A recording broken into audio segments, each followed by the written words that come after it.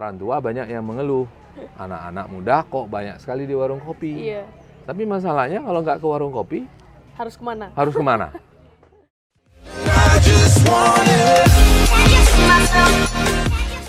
Pagi ini kita akan membahas satu topik menarik tentang sensus penduduk yang baru diluncurkan awal Januari 2021 tentang misteri di balik angka-angka sensus 2020. Sudah kita datangkan ada pakar ahli statistik Dr. Saiful Mahdi. Sehat, Pak? Sehat, alhamdulillah. Assalamualaikum warahmatullahi wabarakatuh.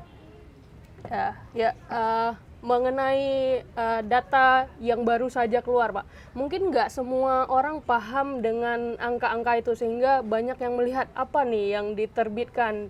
Padahal proses untuk membuatnya sangat lama, sangat banyak kekasan dan ciri dari angka itu. Tapi kita hari ini akan membahas tentang apa sih sebenarnya makna-makna dari tulisan dan angka-angka yang sudah beredar. Mungkin Bapak selaku ahli dalam angka-angka mungkin bisa menjelaskan supaya teman-teman muda, anak-anak yang baru saja terlibat di dalam dunia milenial yang dalam statistik tersebut disebutkan bahwa bahkan milenial itu menguasai lebih dari 50% Indonesia saat ini. Lalu apa yang sebenarnya terjadi? Mungkin bisa Bapak ceritakan sedikit, Pak? Baik, makasih Zia dan Gen Lapsa. Iya. Gen Lapsa TV ya. Jadi kita udah lihat dan mungkin banyak di media dan kita lihat juga di berbagai postingan BPS pada 21 Januari yang lalu. BPS sudah merilis hasil sensus penduduk 2020 ya. Nah, mungkin sedikit background ya. Mestinya sebagian besar kita sudah tahu bahwa sensus penduduk itu dilaksanakan setiap 10 tahun pada tahun berakhiran 0. Makanya tahun 2020 kemarin adalah sensus penduduk kita yang paling baru. Dan tentu saja setelah dilaksanakan tahun 2020 baru dirilis tahun 2021 ini, kemarin tanggal 21 Januari BPS secara resmi merilis hasil sensus 2020. Nah, berbeda dengan sensus sebelumnya, sensus kali ini modelnya ada yang menyebutnya hibrid, gabungan, ada model online, ada model mandiri, ada juga yang petugas sensusnya datang ke rumah penduduk ya. Tapi awalnya sebenarnya diharapkan semuanya dilakukan secara online. Dan hasilnya sudah kita lihat sendiri, betul seperti kata Zia tadi, tapi mungkin sedikit koreksi, lebih dari 50% penduduk Indonesia sekarang masuk dalam kelompok umur yang disebut generasi milenial dan generasi Z. Jadi gabungan dua generasi ini sekarang mendominasi struktur penduduk Indonesia. Dan itu tentu saja menarik karena punya implikasi-implikasi dalam perubahan sosial, pembangunan, pelayanan publik, dan sebenarnya mempengaruhi kita semua. Jadi sebenarnya sangat menarik untuk melihat itu, dan angka-angka tersebut tentu saja kalau dilihat sepintas mungkin seperti mungkin kering ya, tapi di belakang angka-angka itu semua tersimpan informasi-informasi yang menarik ya. Bahkan ahli demografi, ahli ilmu kependudukan itu mengatakan masalah kita itu sebenarnya banyak dalam detail-detail masalah kependudukan, masalah demografi. Jadi kalau kita mau sukses dalam pembangunan, perencanaan pembangunan, itu harus betul-betul memperhatikan detail dalam demografi kita. Betul. Jadi dari angka-angka yang tadi Bapak sebutkan, ada perubahan yang akan menuju kepada mungkin tahapan rencana kerja. Apa menurut Pak Saiful sendiri yang harus dipersiapkan generasi muda nih melihat dari angka-angka statistik tadi? Ya seperti yang sudah kita baca ya di Indonesia, komposisi penduduk Indonesia berdasarkan kelompok umur yang sekarang ini, kalau dulu PBB dan negara-negara anggota PBB hanya mengelompokkan kelompok umur itu berdasarkan usia mungkin anak-anak, balita, remaja, usia produktif, non produktif, usia lansia. Tapi belakangan ini kan juga ada pengelompokan yang lebih asik ya. Ada generasi baby boomers, ada generasi X, ada generasi milenial, ada generasi Z, ya. Nah, Zia kayaknya masuk generasi milenial gitu ya, karena wah tergantung pada definisi atau cut off yang dipakai itu bisa berbeda-beda, tapi umumnya yang lahir tahun 81 ke atas sampai tahun maaf tadi yang milenial itu 81 sampai 96. Jadi yang lahir tahun 1981 sampai 1996 itu dianggap generasi milenial. Yang sebelumnya disebut generasi X. Jadi saya, karena saya lahirnya sebelum 1981, saya masuk generasi X. Setelah milenial ada yang disebut generasi Z. Nah, sebelumnya kita ngomong bahwa Indonesia ini kebanyakan adalah generasi milenial. Tapi sekarang sebenarnya masih generasi milenial mendominasi. Untuk Indonesia itu sekitar 21%, 25%. Tapi sebenarnya generasi Z yang lahir sejak setelah 1986 itu sudah lebih banyak. Sudah kalau di Indonesia sampai 28%. Jadi generasi Z sebenarnya sekarang yang mendominasi struktur penduduk Indonesia maupun struktur penduduk Aceh. Ya. Dan itu implikasi macam-macam dan kita bisa diskusikan dan sebenarnya sangat menarik karena sebagai contoh pemerintah itu tertarik untuk melihat usia produktif. Wah kita semua seharusnya juga tertarik karena usia produktif itu yang akan menentukan kemajuan sebuah bangsa. Ya. Jadi ada istilahnya dalam demografi, dalam studi kependudukan yang disebut angka ketergantungan. Ya. Nah kalau sebuah wilayah, provinsi, kabupaten, kota, negara itu angka ketergantungannya sudah di bawah 50, itu dianggap sudah memasuki era bonus demografi. Apa maksudnya bonus demografi? Itu rasio jumlah penduduk yang usia non produktif dibandingkan dengan usia produktif sudah semakin kecil. Ya. Jadi biasanya kalau sudah di bawah 50 itu dianggap sudah memasuki masa bonus demografi. Apa artinya angka 50? Angka ketergantungan 50 itu artinya setiap 100 penduduk usia produktif itu menanggung 50 orang usia non produktif. Jadi kalau angka usia non produktif ini makin lama makin kecil dan usia produktif makin lama makin besar, maka angka ketergantungan akan terus mengecil dan setiap dia sudah berada di bawah 50 itu dianggap sebuah wilayah, kabupaten kota, provinsi, negara sudah memasuki bonus demografi. Ya. Nah, cuma mungkin Zia pernah dengar istilah bonus demografi dan kita kalau dengar bonus itu biasanya menganggap wah ini asik. Harusnya begitu. Kita dapat bonus gitu ya. Benar, ada asiknya kalau tadi kan definisi yang disebut bonus demografi adalah kalau jumlah orang usia produktifnya lebih tinggi, lebih banyak dibandingkan yang usia non produktif. Ya. Karena itu yang produktif kan harus menanggung yang non produktif. Yang non produktif itu misalnya bayi sampai anak-anak belum bekerja. Sampai 14 tahun itu dianggap non produktif. Kemudian lansia di atas 64 tahun dianggap non produktif. Nah kalau usia non produktif makin kecil, usia produktif antara 15 sampai 64 tahun makin banyak, itu artinya tenaga kerja tersedia makin banyak, orang bekerja ekonomi diharapkan tumbuh, makanya disebut bonus. Nah, tapi dengan catatan usia produktif kan belum tentu produktif. Kalau kalau kualitas SDM-nya tidak bagus, maka bonus demografi bahkan bisa menjadi bencana demografi. Ya. Karena biasanya usia produktif inilah, ya, misalnya kalau usia produktif itu seharusnya bekerja, tapi dia menganggur. Usia produktif ini seharusnya dia sehat karena kesehatannya terjaga dengan baik, tapi dia sakit-sakitan. Nah ini akan jadi sumber masalah sosial. Oke, yap.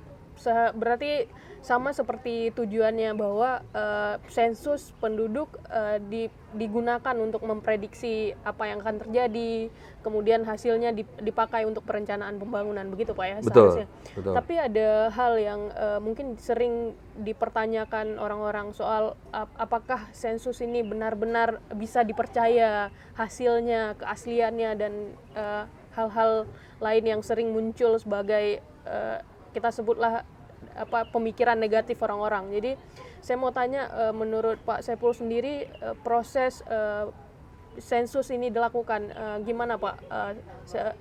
Dari mana data dasarnya diproses dan bagaimana proses pengambilan data ini di lapangan sehingga orang-orang seharusnya percaya dengan data sensus. Gitu. Baik. Wah, kalau saya kebetulan belajar tentang statistik, belajar demografi, ilmu kependudukan, dan kebetulan sekarang juga sedang jadi anggota FMS, Forum Masyarakat Statistik. Ini sebuah semacam kumpulan sejumlah ahli dan pakar yang menjadi semacam advisory board atau penasehat untuk BPS dan Bappenas di level nasional. Anggotanya ada 23 orang. Jadi saya kebetulan tahu lebih lengkap mungkin dibandingkan orang kebanyakan tentang proses ini. Ya tentu saja teman-teman di BPS yang paling banyak tahu ya. Nah, bukan karena saya anggota FMS atau saya orang statistik, tapi saya yakin bahwa hasil sensus kita paling tidak yang jelas sangat baik, dan kalaupun ada kekurangan mungkin masih bisa diperbaiki. Tapi yang jelas begini, tidak ada negara atau lembaga atau perusahaan yang bisa melakukan sensus. Kenapa? Karena sensus itu mencacah setiap penduduk. Ya. Negara di dunia ini hanya mampu, dan kesepakatannya bersama-sama dengan PBB hanya bisa melakukan 10 tahun sekali di tahun berakhiran 0. Artinya walaupun ada negara kaya ingin buat sensus sesering mungkin, tidak ada negara sekaya apapun yang sanggup membuat sensus setiap tahun. Kenapa? Karena sensus itu mencacah seluruh jiwa penduduk. Penduduk itu termasuk orang yang bukan warga negara, tapi sudah menetap atau lebih dari 6 bulan atau berniat menetap. Nah, itu disebut penduduk. Jadi yang namanya sensus penduduk, bukan sensus warga negara. Nah, prosesnya sendiri seperti saya sampaikan tadi, tahun 2020 ini istimewa karena perkembangan teknologi. Ada sensus mandiri yang bisa dilakukan oleh semua orang secara online. Nah, seharusnya bisa berjalan sangat baik, dan ada tahapnya di mana semua orang di Indonesia ini boleh mengisi sendiri data sensusnya. Tapi sebenarnya data dasarnya sudah ada dari Kemendagri, yang dikumpulkan lewat Disduk Capil seluruh Indonesia. Jadi kalau kita isi sendiri sensusnya, ya kita sudah ada data dasar, cuma perlu kita ubah. Kalau misalnya yang dulu ada anggota keluarga masih sekolah, sekarang mungkin sudah kuliah. Nah, tapi tidak semua masyarakat Indonesia punya akses internet misalnya, dan karena itu sensus 2020 masih dilakukan secara campuran, kombinasi berbagai metode. Ada dengan internet base, ada yang petugas datang dengan alat bantu handphone, tapi mungkin di sebagian tempat bahkan ada yang masih paper base, tapi sangat sedikit. Jadi dari segi akurasi yang jelas tidak ada yang bisa menandingi hasil sensus, karena tidak ada lembaga yang bisa melakukan sensus, tidak ada yang sanggup itu. Perusahaan sebesar apapun di Indonesia saya kira nggak akan mau melakukan sensus. Jadi kalau saya sebenarnya sangat yakin karena saya ikuti bahkan mengawasi prosesnya sejak awal sebagai anggota FMS waktu itu. Mungkin tantangan tersendiri karena yang dihadapi adalah jutaan masyarakat Indonesia, sehingga proses pengambilannya tentu tidak mudah ya Pak. Terus kalau misalnya melihat dari sensus yang terutama untuk Aceh nih Pak, Aceh juga hampir mirip dengan Indonesia tadi, di mana ada kategori milenial dan Gen Z yang saya lihat menduduki posisi yang lebih tinggi dibanding generasi yang lain. Bapak melihat kalau dikaitkan dengan konflik nih Pak, apakah ada pengaruh konflik dengan data sensus ini yang Bapak lihat di generasi-generasi yang muncul di situasi sekarang Pak? Nah, itu menarik sekali ya. Terima kasih ya. Itu pertanyaan menarik karena kita di Aceh ini kan memang punya konteks yang khusus ya, karena pengalaman konflik berkepanjangan dan tsunami, bencana besar ya. Yang tentu saja ya, saya sudah punya beberapa penelitian dan publikasi mengenai ini jelas mempengaruhi struktur penduduk Aceh, ya, konflik dan bencana. Ya.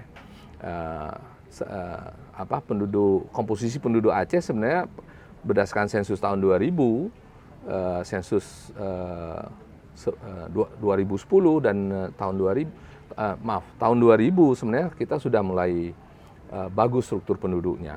Artinya dasar piramida penduduk kelompok usia 0 sampai 4 tahun, kelompok usia balita kita sudah mengecil. Artinya jumlah usia non produktif kita sudah menurun. Tapi dengan bencana tahun 2004, sensus khusus Aceh tahun 2005 dan sensus penduduk 2010 menunjukkan ada terjadi pembengkakan kembali di bawah karena mungkin orang Aceh yang kehilangan bayi, anak itu ingin menggantikan anaknya. Itu biasa terjadi di berbagai setelah bencana atau konflik. Ya. Sehingga terjadi menurut saya semacam fenomena tsunami baby boom, ledakan jumlah bayi karena tsunami yang sangat besar.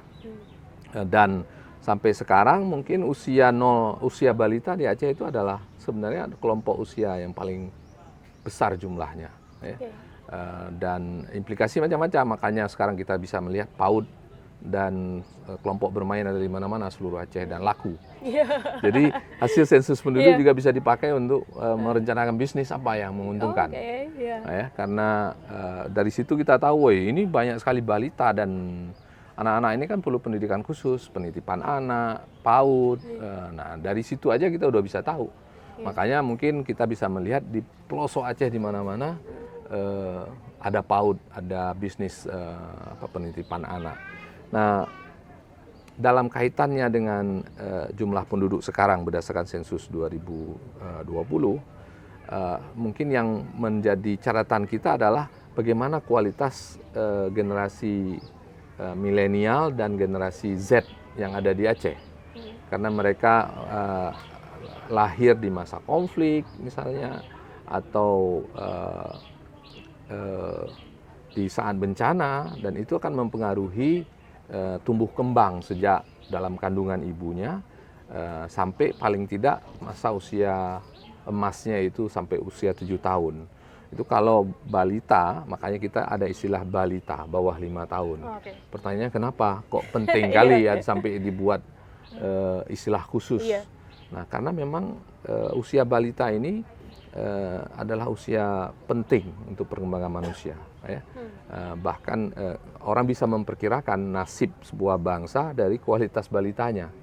Makanya misalnya isu tentang stunting, ya, atau pengerdilan atau gagal tumbuh pada balita itu jadi sangat penting. Karena anak yang mengalami stunting, gagal tumbuh di saat balita, itu adalah determinan atau prediktor yang paling kuat untuk memperkirakan masa depannya akan buruk. Nah, makanya kita harus, dan Aceh angka stuntingnya termasuk yang paling tinggi di tingkat nasional. Jadi banyak balita di Aceh itu stunted, mengalami gagal tumbuh. Dan ini adalah prediktor yang sangat mudah untuk dilihat. Ya. Mungkin Zia dan generasi Gen Lapsa TV, Gen Lapsa TV sering dengar ya bahwa orang kalau melaporkan telah lahir ponakan kami, sepupu kami, adik kami, anak kami lahir dengan selamat, berat badannya sekian, tinggi badannya sekian. 2 angka ini yang dilaporkan. Nah, bayi dan ibu alhamdulillah sehat. Kemudian kita sama-sama mengucapkan selamat, semoga jadi anak salehah dan sebagainya. Dan umumnya yang dilaporkan memang berat badan sama tinggi badan. Pertanyaannya kenapa?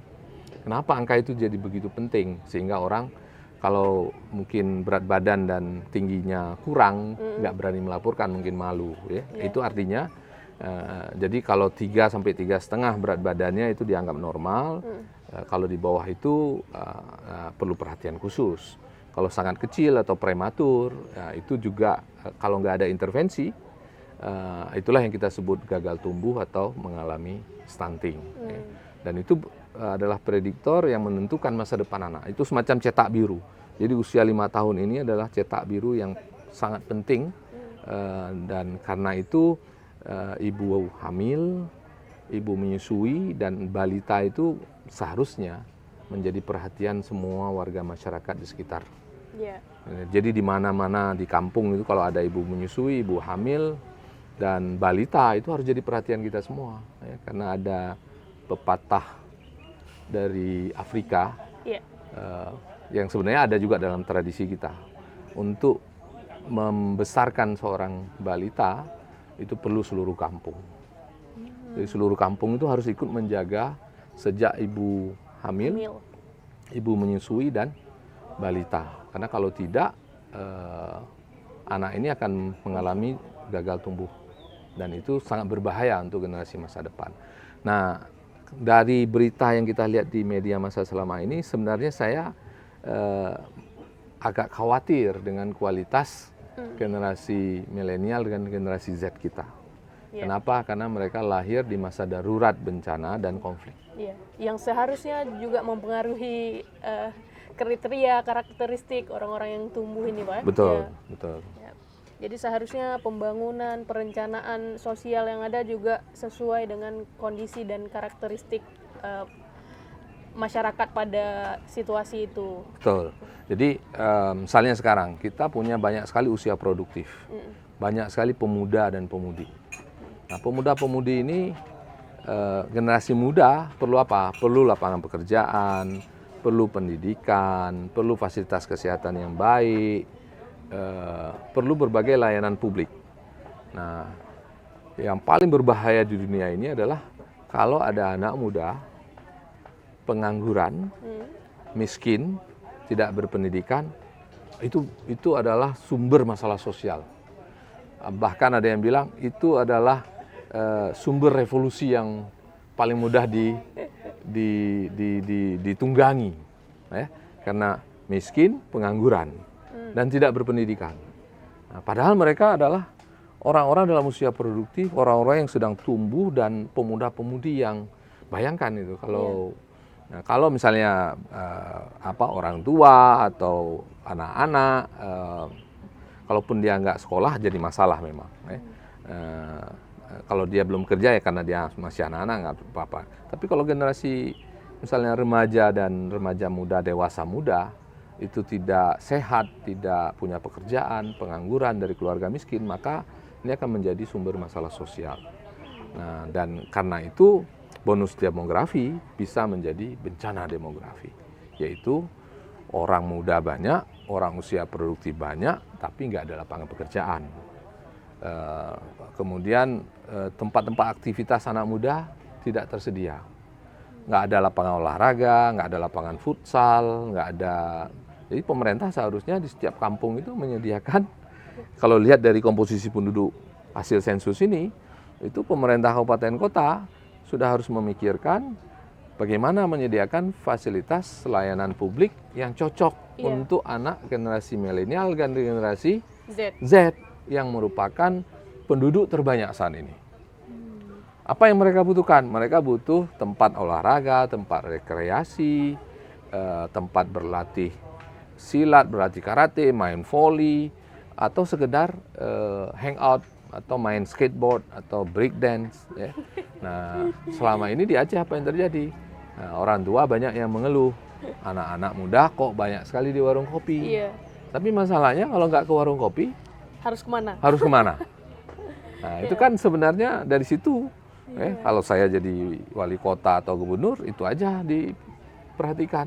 Saya pernah menulis menyarankan wali kota, bupati itu seharusnya punya program di setiap desa, setiap kampung di Aceh harus punya lapangan voli. Kalau nggak sanggup lapangan bola kaki karena terlalu besar, lapangan voli, lapangan badminton, tempat rekreasi, taman-taman kecil untuk generasi ini. Karena ini yang mereka perlukan. Termasuk wifi, ya. Nah, dengan catatan cara berteknologi kita juga perlu diperbaiki sehingga tidak menggunakan wifi untuk hal yang tidak penting, tapi nggak bisa dihindari.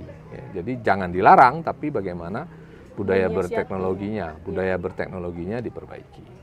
Oke, menarik sekali. Ternyata setelah kita bisa melihat dengan jeli angka-angka sensus ini, itu sangat berdampak dan mempengaruhi segala segi sebenarnya, Pak. Betul. Ya. Wah, termasuk perilaku beragama, hubungan sosial antar masyarakat. Sekarang sebagai contoh, generasi muda dianggap asosial, nggak peduli, sibuk dengan gadget, Iya. sibuk di warung kopi. Dan generasi mungkin baby boomers atau generasi X seperti saya yang tidak tahu bahwa ini memang masanya generasi milenial dan generasi Z, dan mereka punya cara bersosialisasi yang berbeda dengan generasi saya gitu ya. Kalau dulu misalnya kalau saya di kampung mau mengundang orang itu nggak sopan kalau nggak datang langsung ketok pintu dan sebagainya. Nah sekarang generasi milenial dan generasi Z semua undangan lewat teknologi. Nah kemudian apakah kita mau mengatakan wah mereka nggak sopan? Kalau kita baca undangannya sopan kok. Assalamualaikum, mohon maaf, bla bla bla bla bla. Nah, tapi bagi sebagian orang generasi baby boomer atau generasi yang lebih senior mungkin menganggap wah anak muda ini kalau udah pegang gadget nggak peduli lagi dengan sekitarnya. Dan banyak yang mengklaim bahwa yang sibuk di warung kopi itu buang-buang waktu. Sangat sedikit generasi yang lebih tua memahami bahwa sebenarnya sebagian yang sibuk dengan gadget dan laptopnya di warung kopi bahkan mungkin punya penghasilan yang lebih besar daripada generasi baby boomer karena pekerjaannya memang berkaitan dengan teknologi itu. Nah itu dari hubungan sosial aja berpengaruh kan. Kemudian termasuk masalah keagamaan. Apa pilihan-pilihan cara beragama, cara menuntut ilmu agama, cara memperoleh informasi dan dakwah kan berbeda dengan generasi sebelumnya. Dan penelitian sudah menunjukkan bahwa ada sebagian isi video-video yang berselebaran di YouTube atau di media sosial belum tentu bisa membawa pengaruh yang positif. Misalnya ada video-video yang berisi ceramah-ceramah yang mengedepankan intoleransi, bahkan mengkampanyekan intoleransi, bahkan radikalisme. Nah, ini kan mestinya menjadi perhatian kita semua karena generasi milenial dan generasi X punya cara memperoleh pengetahuan, memperoleh informasi yang berbeda dengan generasi sebelumnya. Jadi implikasinya sampai ke situ, sampai ke penyediaan fasilitas publik. Nah, sayangnya kan sekarang di kampung-kampung itu makin sedikit, ya. Bahkan mungkin lebih banyak di masa saya dulu tempat olahraga. Pemuda itu perlu olahraga. Kalau dia miskin, pengangguran, nggak ngapa-ngapain, itu bahaya. Bisa banyak terjadi masalah sosial, narkoba, pencurian, kriminalitas terjadi karena energi yang demikian besar yang ada pada generasi muda tidak tersalurkan secara positif. Kenapa nggak tersalurkan? Nggak ada media penyaluran yang positif. Jadi itu hasil sensus yang sangat penting kan? Iya benar Pak, walaupun yang ditampilkan angka-angka benar seperti kata Pak Saiful di awal, ternyata di belakangnya ada banyak sekali cerita, ada banyak sekali hal yang sebenarnya harus didalami. Mungkin kalau semua orang di kampung-kampung, masyarakat yang lain menonton channel ini bisa Pak, besok ada lapangan bola voli, lapangan bola kaki di kampung-kampung, karena memang sebenarnya itu kebutuhan, tapi kesadaran kita untuk sampai ke tahap itu mungkin belum ke semua orang. Umumnya generasi muda kan ingin aktif, ya, ingin aktif dan ingin kreatif, ingin berkreasi. Sayangnya itu kurang mendapatkan perhatian menurut saya dari kita semua, terutama seharusnya yang memberi perhatian penuh ini adalah pemerintah, karena pemerintah yang mengelola anggaran untuk pembangunan fasilitas, infrastruktur dan sebagainya. Jadi kita bukan hanya perlu puskesmas yang bagus, tenaga kesehatan yang berkualitas, guru yang baik, sekolah yang baik. Nah, alhamdulillah kalau sekolahnya sekarang juga punya fasilitas olahraga. Tapi kan banyak remaja yang sudah selesai sekolah atau selesai kuliah, itu mereka kemana kalau tidak ada fasilitas untuk rekreasi dan olahraga yang baik. Nah, ini saya pikir ke depan perlu mendapat perhatian yang lebih serius dari kita semua, terutama dari pemerintah. Oke, menarik. Karena sebelum ngobrol sama Pak Saiful, saya kebayangnya sensus mungkin dipakai untuk perencanaan pembangunan yang besar, bikin rumah sakit, pembangunan rumah, perkantoran, dan lain-lain. Ternyata lebih dalam dari itu, teman-teman. Lebih dalam dari itu, sensus bisa dipakai untuk merencanakan masa depan semua orang, ya. Jadi seharusnya kita bisa lebih jeli memanfaatkan angka-angka ini, melihat juga seharusnya punya cara sendiri untuk menyiasati angka-angka ini dan melakukan sesuatu terobosan untuk punya cara-cara yang lebih baik untuk merencanakan masa depan. Itu saya kira Pak, dari sesi kita ini kita sudah memahami sangat banyak dan kita merasa bahwa angka-angka ini sangat banyak keuntungan dan punya manfaat untuk diri kita. Makasih Pak Saiful. Makasih ya. Ya, ketemu lagi di sesi-sesi yang lain mungkin nanti Pak. Top. Ya. Makasih Lapsa TV. Ya. Ya.